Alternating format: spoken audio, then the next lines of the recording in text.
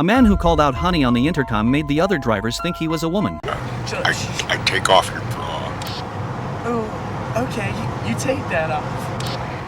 Just when Jack was about to continue teasing the other driver, the intercom in the car suddenly lost signal. They thought the harmless joke during the trip had ended just like that. However, when they arrived at the motel in the service area, that driver's voice mysteriously echoed again. Jack was momentarily stunned, unsure of how to respond. At that moment, Tom returned to the car after checking in and immediately had an idea upon hearing the driver's voice. Because the man in the suit who just shoved him is in room 17. To get back at the man in the suit, Tom decided to have Jack bring the driver here as well. Room 17, midnight. You got that, baby? I got it.